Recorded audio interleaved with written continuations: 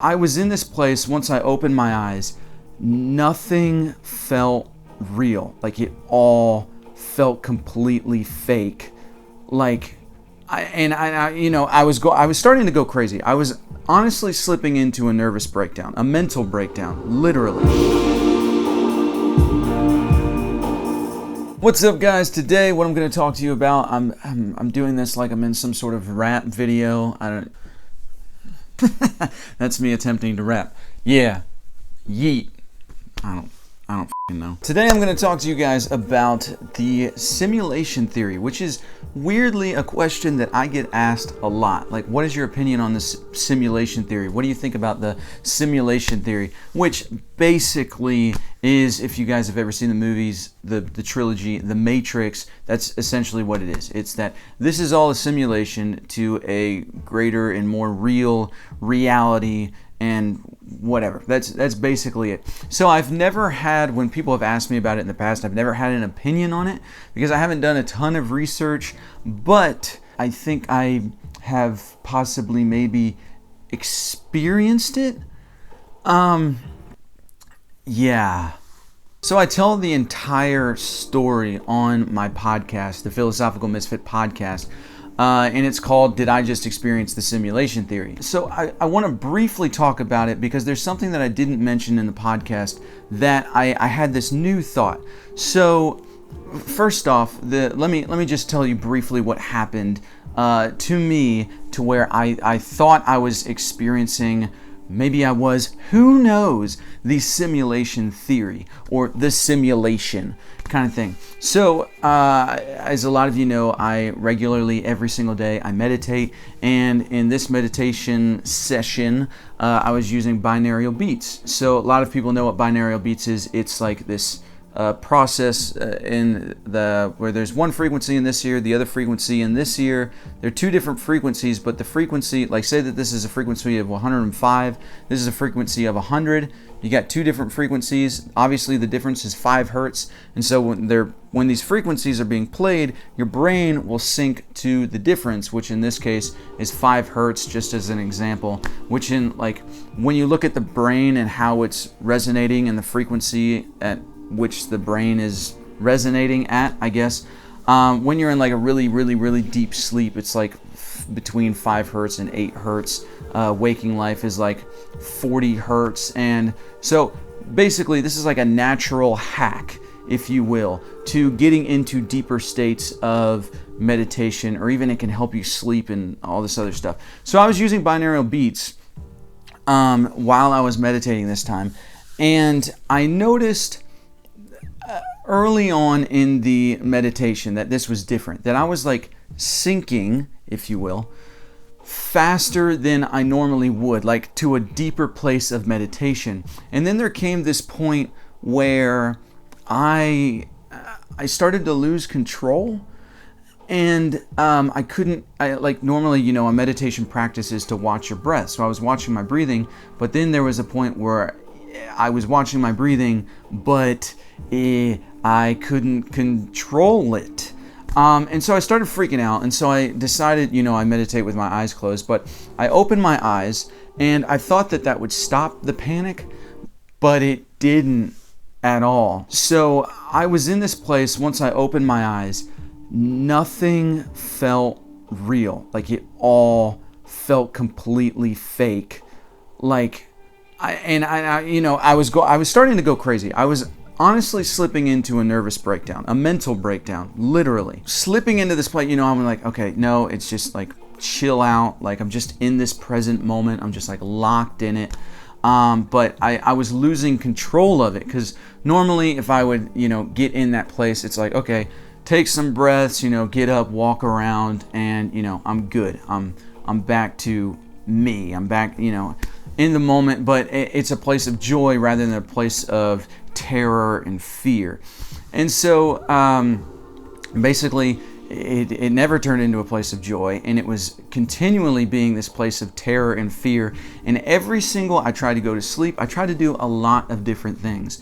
But I just could not get out of this place. It was like everything I touched, because like there's this exercise, like when you're starting to have a nervous breakdown or a mental breakdown, that you just start like touching things in reality, and you're like, that's a chair, this is a pillow, this is a couch, a blanket, you just try to like connect with reality. And I was doing that, and it wasn't working. I still felt like I was questioning my own reality. And this had already happened to me before 3 years ago, when I had a full-on mental nervous breakdown.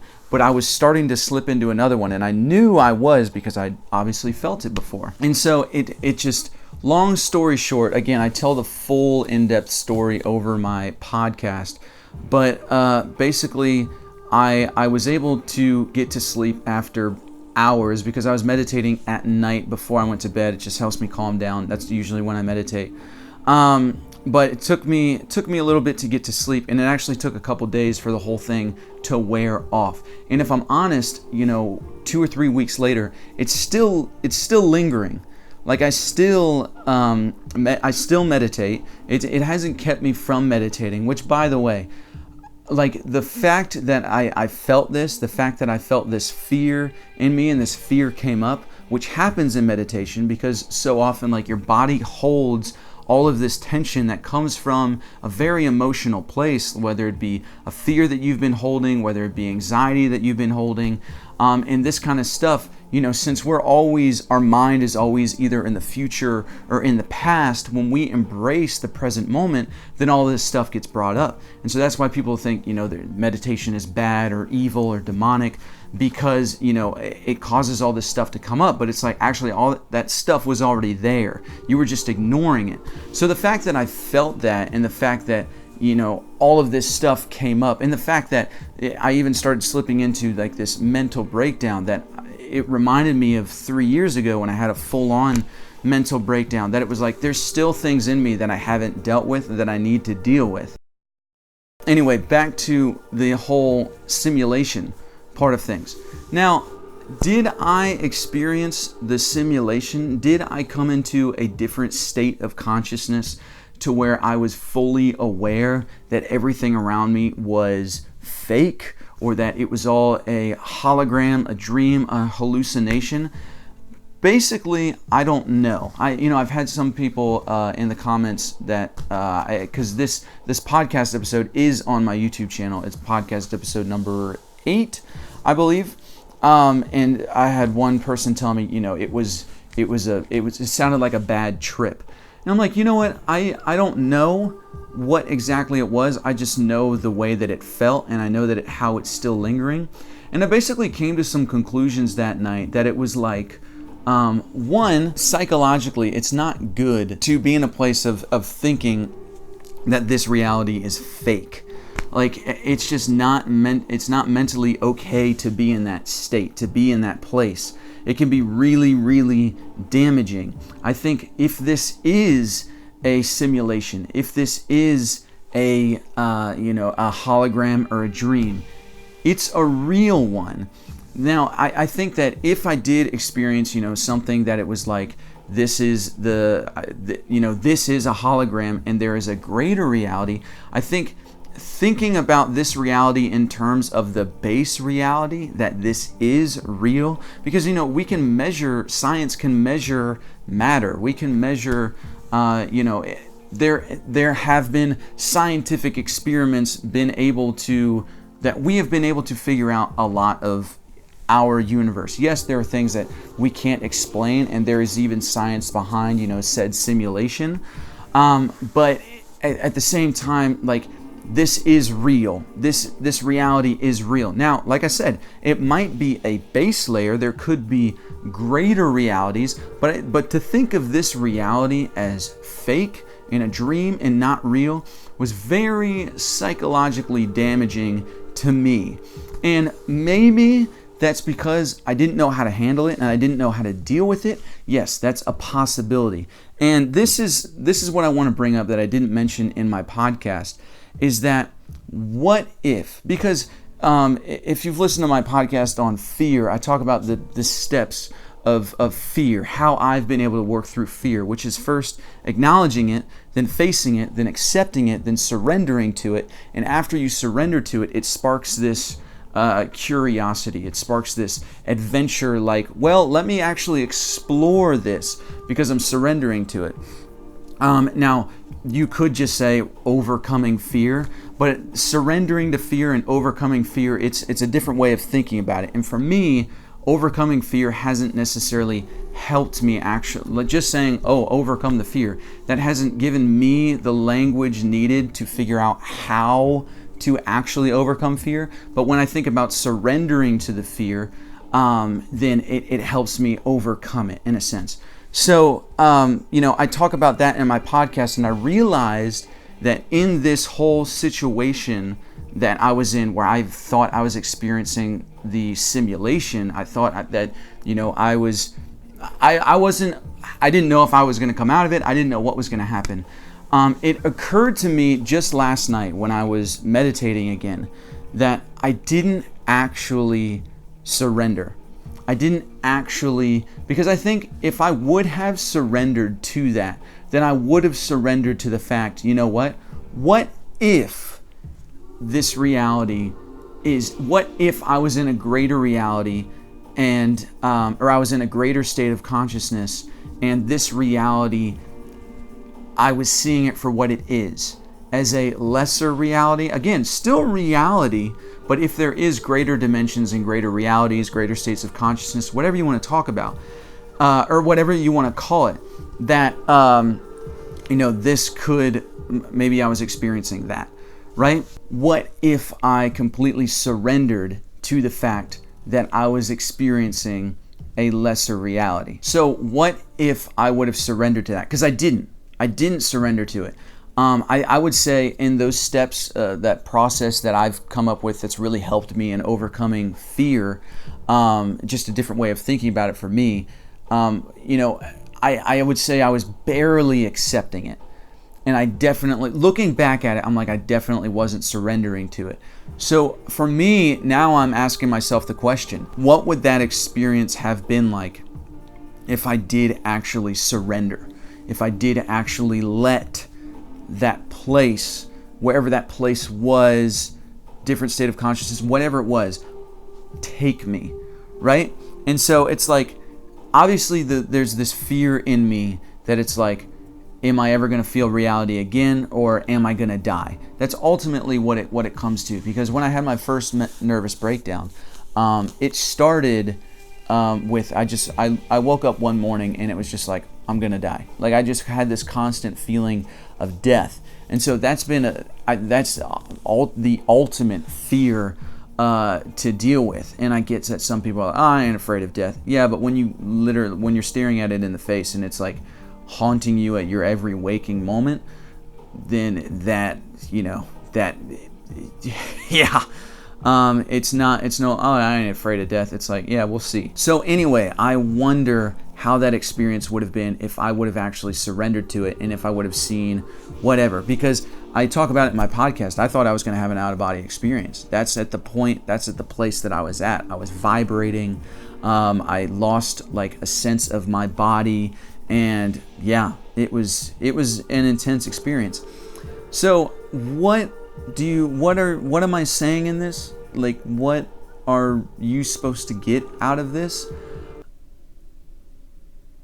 I don't know. No, I do know. I would say that surrendering to fear. I mean, simulation theory, non-simulation theory, whatever actually happened, whatever it was, putting that aside, because, experience is the greatest teacher. So it's like, not only do I feel like I know a bit more about like how I feel about the simulation theory, I actually know like how, like, putting that idea to the test, like the simulation theory, because it's like, oh, this is an interesting theory. There's a philosophy, there's a theory behind it, but it's like, but what about actually experiencing that? Like, what are the psychological effects of that? And it's a lot more serious than what a lot of people would think. And it's a lot scarier than what a lot of people would think. But it actually changed my life. And to find out why, listen to the podcast, because I go so much more in depth into the entire thing. But also what I want to point out is the surrendering fact and the surrendering to that fear. That I've talked about it. I haven't made an individual video about it, but surrendering to fear, at the end of that surrender, I know because I've experienced it so much, not in this situation, but in other situations in my life where I've experienced actually when I surrender to a fear and I just let it happen and I just begin to observe what's happening to my body, to my situation that I'm in. When I get in that place of surrendering, I've fully acknowledged it, fully faced it, accepted it, and now I'm just in a place of surrendering to it and letting it happen. Then there's this awakening of adventure, of curiosity, of joy, and exploration. And you begin to find out, wait, this fear is just a mindset. That's all it is. It's just in your head. It's just a lie that you're believing that is creating this chaos in your life and is creating this illusion. And that's what I think, actually, that the simulation theory, you want to talk about a simulation? A lot of people are living in a simulation theory right now, but their illusion is fear, because fear is the illusion. Fear is the ultimate simulation. Wow. I don't know where that came from, but I just blew my own mind. Oh yeah, that's good stuff. Maybe you guys have thought about that before. But I mean, and now my brain is just like firing, and literally that is what's happening in my head right now. That just happened. I don't even know what to do with myself. Okay, so yeah, that's the simulation. Fear is the simulation. So I guess, more people live in that than they realize. And I guess I've been living in that more than I realize. Oh my God. Oh man, my mind, it has been blown. I don't know why I never thought about that before. So all that to say, practice surrendering to your fear. And I think you'll be surprised at the amount of freedom that it will actually bring. And again, surrendering versus overcoming, it's just a different way of thinking about that. And I know some people think about overcoming and that helps them. They have their own language that helps them to overcome fear and to walk through fear in the moment. For me, what's really helped me is that process that I've explained that ends in surrendering, that it's actually like that gateway that leads you into joy, curiosity, adventure, and a curiosity, then adventure, then exploration, then ultimately joy, in realizing the illusion that fear actually is. So that's what I want to leave you with. That's what I want you to think about, because I know I'm going to be thinking about it for the next couple millenniums. No, that's not possible. So guys, one more thing that I want to mention is that I have a Discord channel where, I realize I haven't been keeping track well enough of, comments and things like that. Like, I try to do my best in replying to comments, but I haven't been doing that great lately because I am all the time on Discord, on this Discord channel. That it's a community that I've created. You can access it through my Patreon page down in the description. And it's a community of people. There's like 12 people in there right now. But we talk about all this stuff like all day, all night, every day. And I share videos, I share articles, I share things I'm studying, and people can just come together and talk. And it's a place where we can all hang out. So please check it out. It's worth checking out. So I hope to see you guys there. And let me know what you think about this video and what happened to me and everything that I've talked about. I'd love to know your thoughts, so let me know what you think about this video down in the comments section. And, I'll do my best to reply to you and be there. But Discord, that's where it's at. So, as always, see you Misfits in the next one. Peace!